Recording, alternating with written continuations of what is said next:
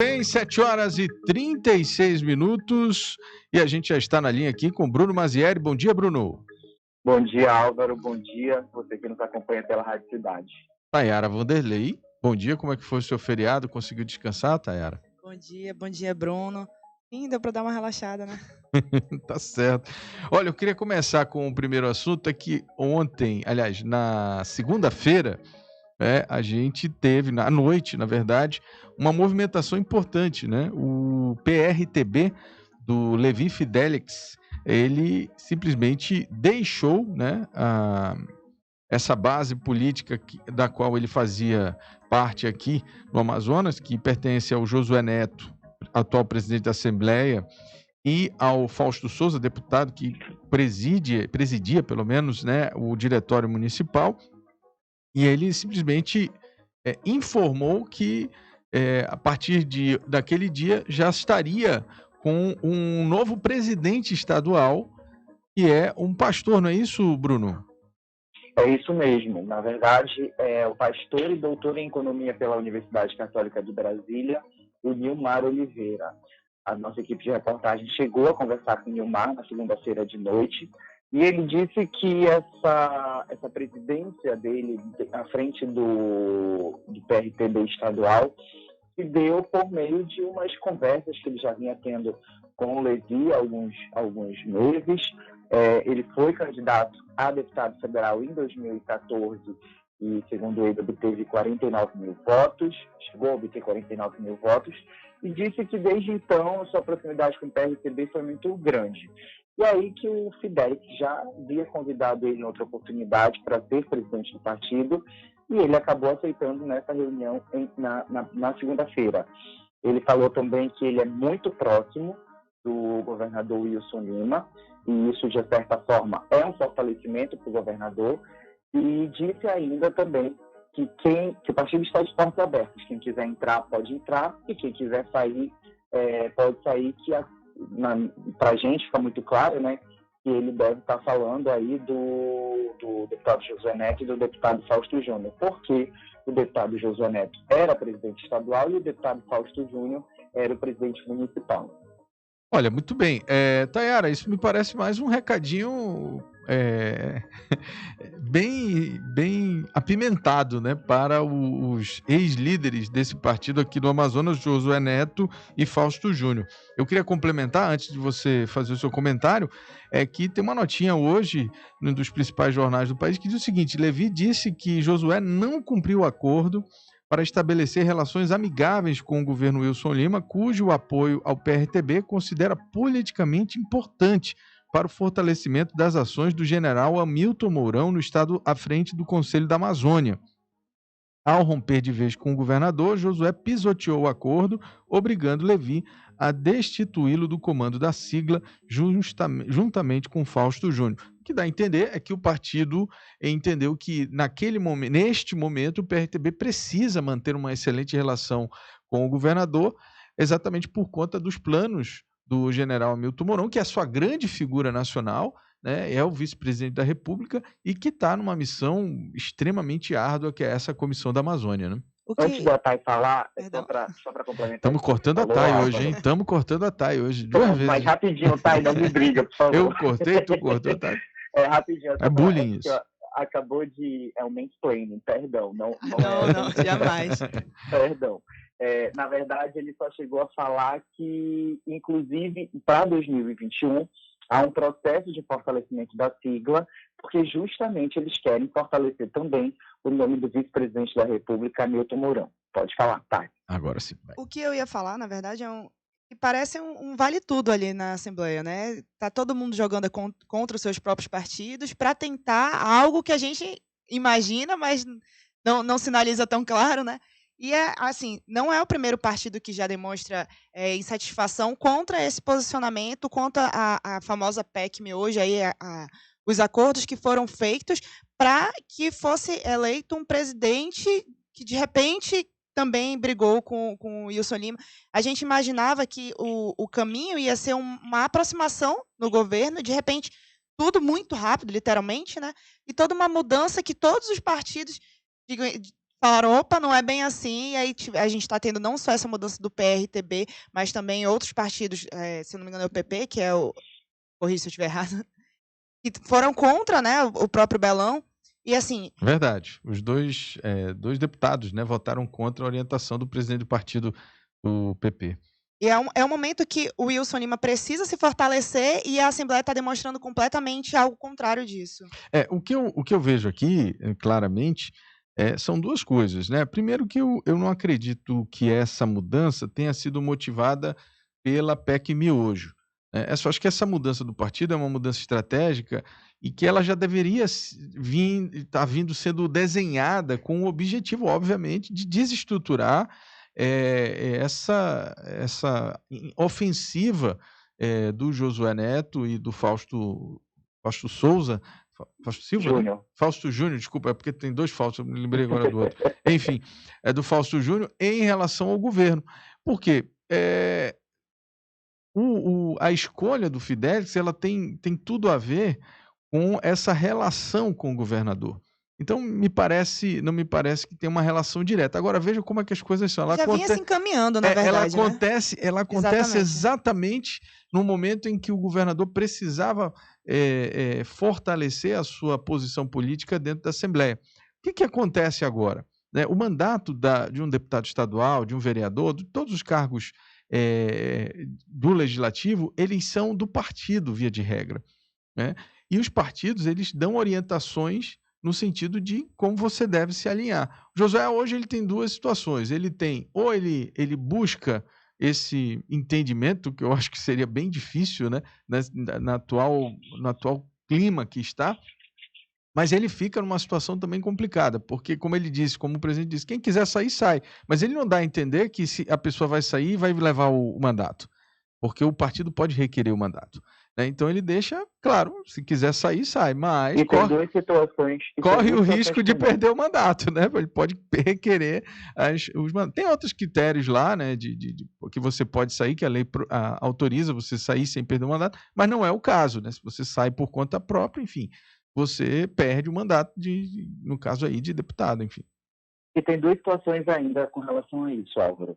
Foi questionado ao Nilmar, porque ele também fez questão de salientar que não quer ser reduzido somente a pastor, então ele é mestre e doutor em economia, que isso é importante, ele pediu para salientar isso todas as vezes,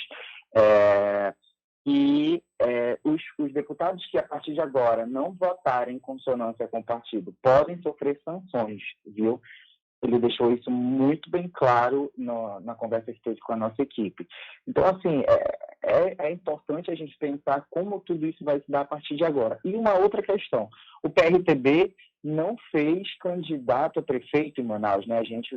O Josué Neto tentou aí sair como candidato a prefeito, mas eu acho que as pesquisas acabaram mostrando que não era um bom momento, que não era um bom nome e que talvez não viesse a se eleger, e ele acabou aí apoiando o amazonino, né? E eu só queria fazer um adendo aqui, porque me ocorreu uma situação, porque eu acho que o Josué ele não foi eleito pelo PRTB, então eu não sei Não, não foi eleito. se esse mandato que ele exerce é do PRTB, por conta dessa mudança. O que eu lembro é que quando ele fez essa mudança do PSD, que é do Omar Aziz, para o PRTB, o Omar meio que autorizou ele ir sem perder mandato, mas eu acho que o mandato é do PSD, ou seja, ele corre o risco, inclusive, de perder esse mandato. Eu não sei, eu não entendo de legislação eleitoral, mas Mas de qualquer forma, quem sai fragilizado um pouco disso é o próprio Josué, né? exatamente. Só para fazer esse adendo aqui, para a gente também não dar uma informação incorreta, né? Se é uma coisa a gente apurar direitinho para ver o que pode acontecer, ou se não há risco algum dele perder esse mandato, se ele não seguir as orientações do partido, e caso venha a ser, por exemplo, sancionado de alguma forma, até com expulsão do partido, se fosse o caso, né? Bom, vamos mudar de assunto?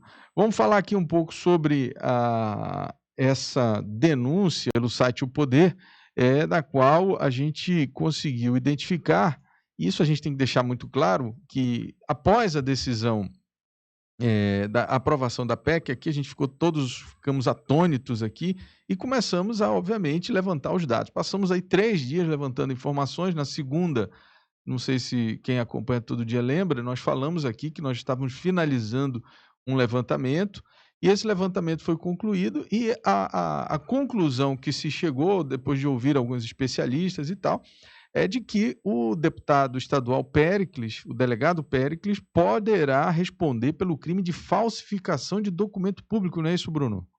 É isso mesmo, Álvaro. O que acontece? Diante de todos os fatos apresentados, foi feita uma linha do tempo, uma cronologia de como tudo aconteceu, desde as 9 horas da manhã. E aí alguns fatos ficaram algumas lacunas. Por exemplo, vou dar um fato agora sobre que isso é um pouco controverso. O deputado Wilker Barreto, que estava tecnicamente na reunião da CCJ... Em tese de uma reunião que estaria acontecendo às 9, não é isso? O Wilker estaria presente nessa reunião. Estaria presente nessa reunião. Porém, às 9 horas, ele era o primeiro inscrito do pequeno expediente. E ele falou no pequeno expediente na tribuna. Então, assim... Como é que a pode, reunião né? da CCJ durou 15 minutos, tá? Então, a gente tem que pensar por esse lado. Não tem como a pessoa estar em 2 lugares ao mesmo tempo. Creio eu, né? Ainda, se foi descoberta essa fórmula, essa mágica pra gente. Só no The Fringe, aquela série que o pessoal voava em 2 planos. Em 2 lugares ao mesmo tempo, né, Álvaro? É verdade. E aí é interessante você falar 15 minutos, porque assim, no que pese as reuniões serem todas reuniões virtuais, naquele dia não eram reuniões virtuais, né? Não sei se a justificativa apresentada foi reunião virtual. Mas o fato é que a ata traz 15 minutos de reunião, né? E nessa reunião, no mesmo horário, o Wilker Barreto está lá no YouTube. A gente botou na matéria, inclusive, o vídeo do Wilker discursando ali no YouTube, né? Então, ou seja, é uma prova cabal de que não houve essa reunião de fato, nesse horário, né? Se houve em outro horário, a gente está por fora. Ainda falando da reunião da CCJ, o que acontece é o seguinte: a reunião estava marcada para o dia 1º de dezembro, foi remarcada para o dia 3 de dezembro e depois foi remarcada para o dia 9 de dezembro. É a reunião ordinária, né? A reunião ordinária que você convoca os membros e tal, né? A reunião da CCJ, né? De todos os 6 membros da comissão.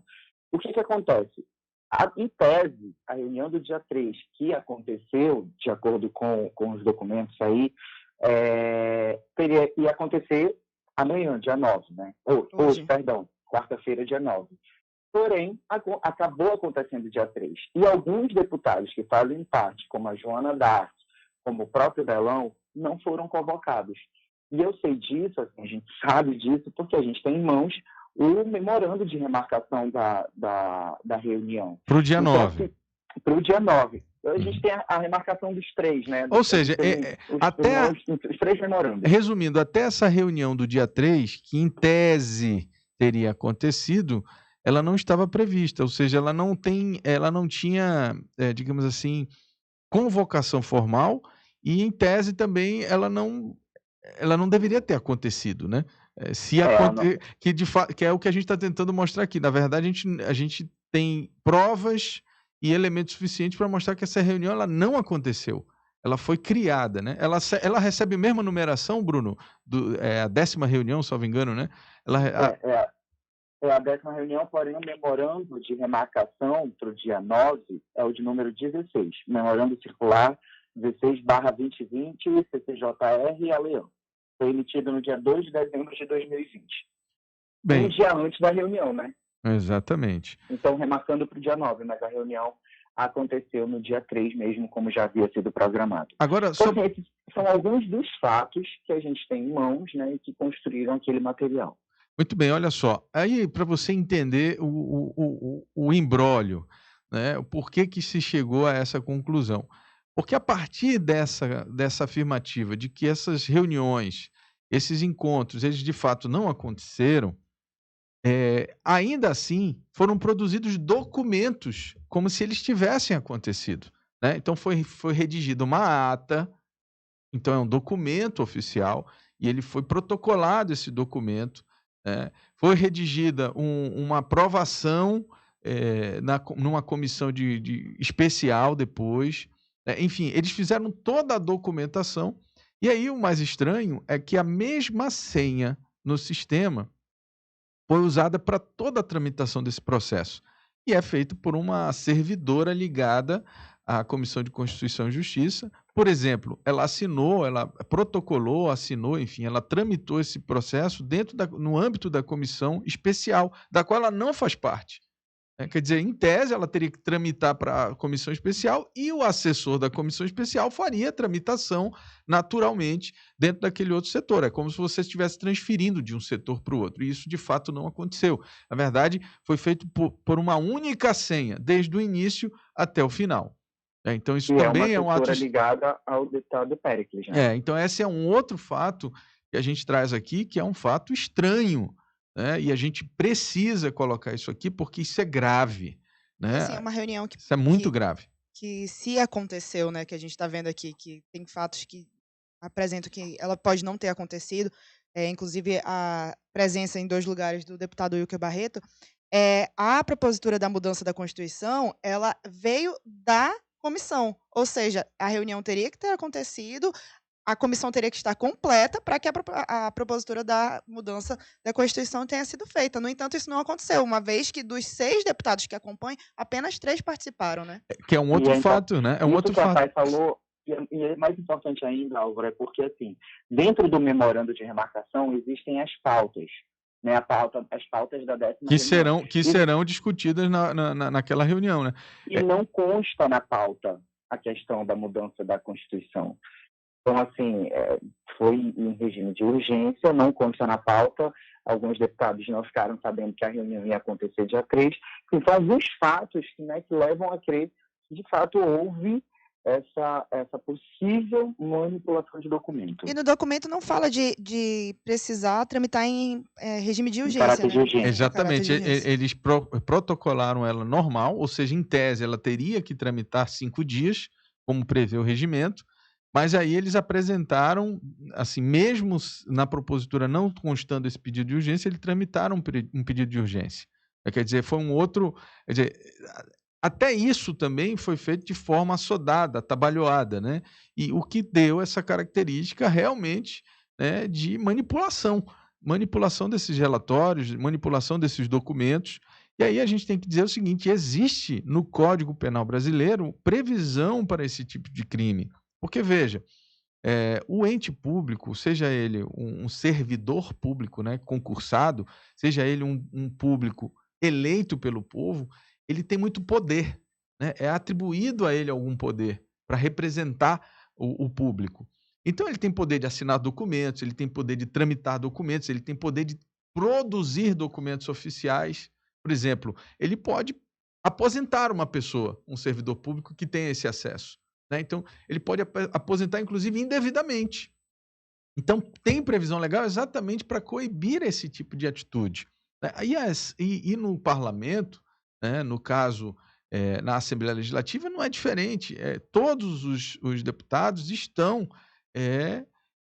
respondendo por todas as leis do Brasil. Então, eles não estão ali numa condição especial. Eles têm foro. Eles vão poder, obviamente, ser julgados, ser investigados, enfim, através daquela posição, por conta daquela posição que ele tem. Mas, de qualquer forma, eles vão responder a qualquer tipo de... E, nesse caso, o deputado precisa muito explicar. O Ministério Público precisa avaliar essa questão, né, com muita tranquilidade, sem ser assodado. É preciso observar esses elementos, porque...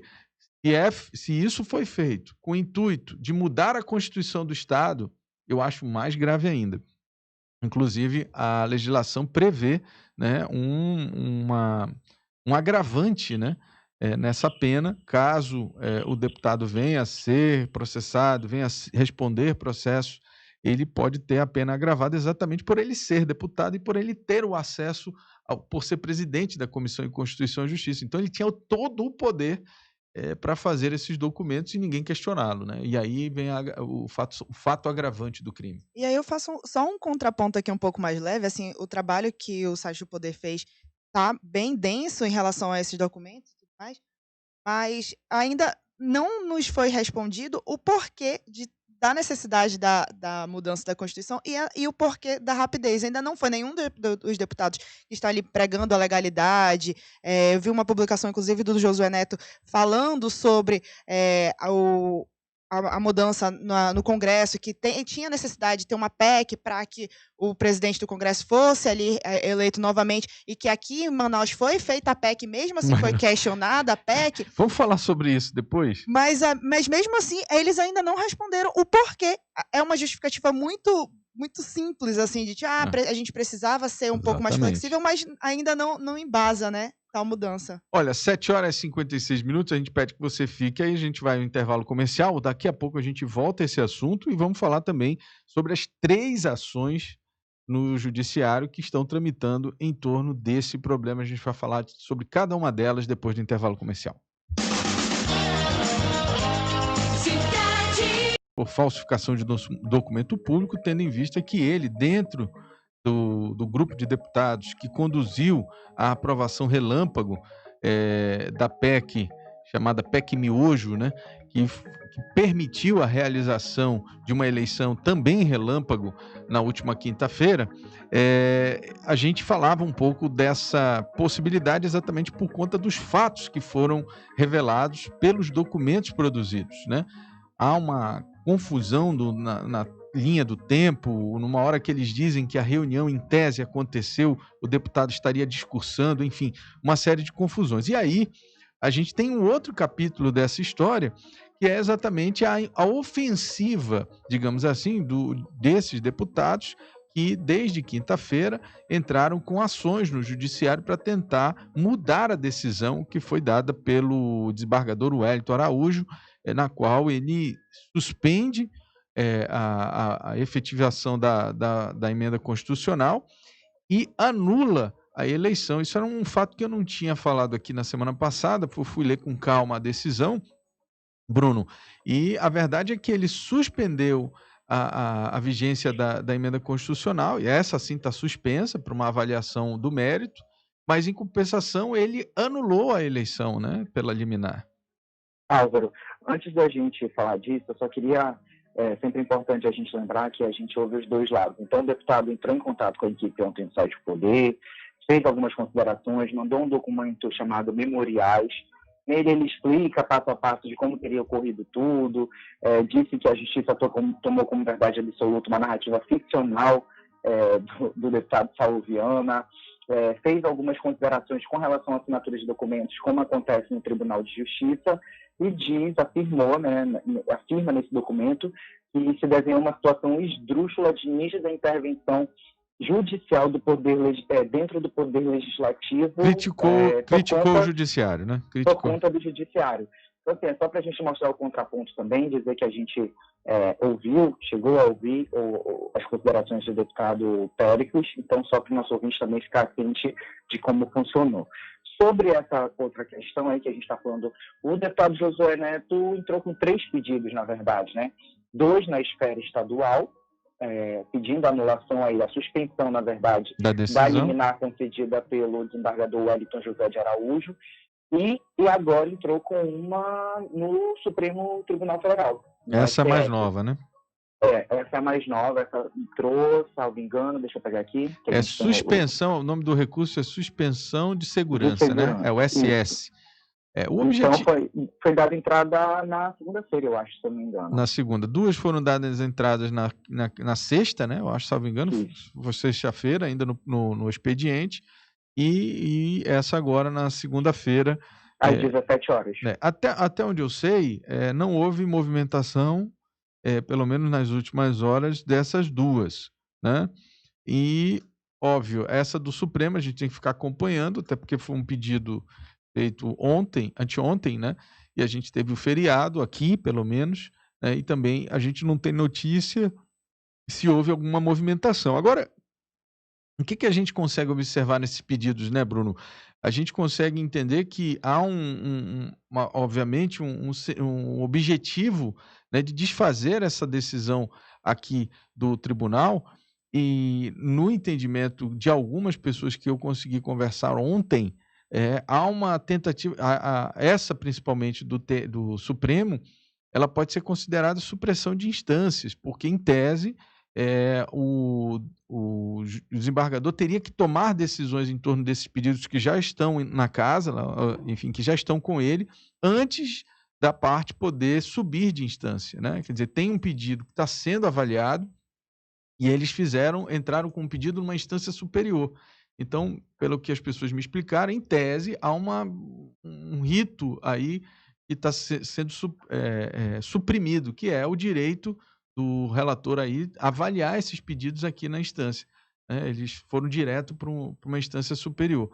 Bom, é uma avaliação que eu recebi ontem, né? E a gente, obviamente, vai ficar acompanhando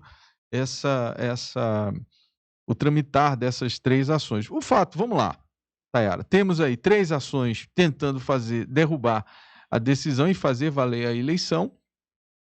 Temos, do outro lado, né, a possibilidade, inclusive, de que um dos deputados responsável, ele que foi o responsável por ser presidente da Comissão de Constituição e Justiça, e que deveria zelar, obviamente, pela questão da legalidade, ele está sendo acusado de falsificar documento público para dar legalidade a uma votação que, em tese, foi feita de forma irregular, tendo em vista que essas reuniões também não teriam acontecido, né? Os fatos mostram que elas não aconteceram ali naquela manhã, elas foram produções de provas documentais tão somente.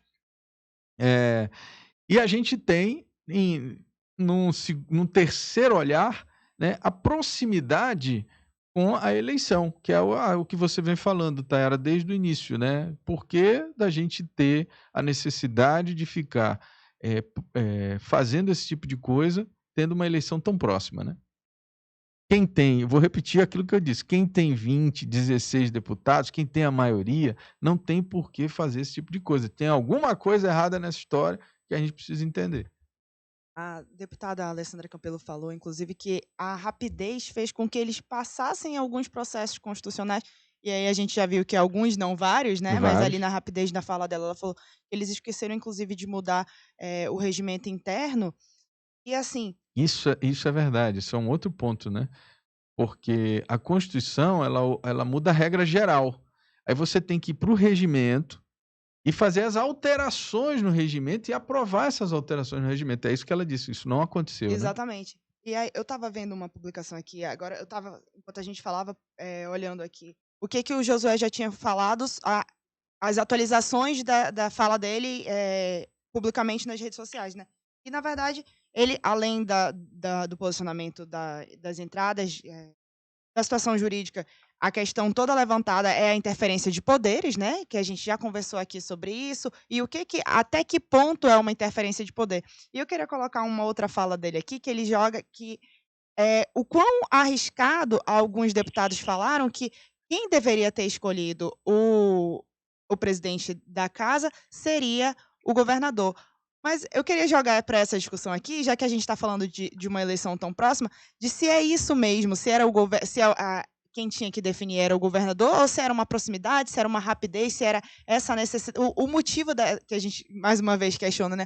O motivo de tanta rapidez. Tem uma relação direta com o governador? A gente vê desde o começo do programa que tem algumas ligações, mas eu queria jogar um pouco para vocês isso também. Olha, penso eu, na verdade, que assim, primeiro que o governador não estava em Manaus.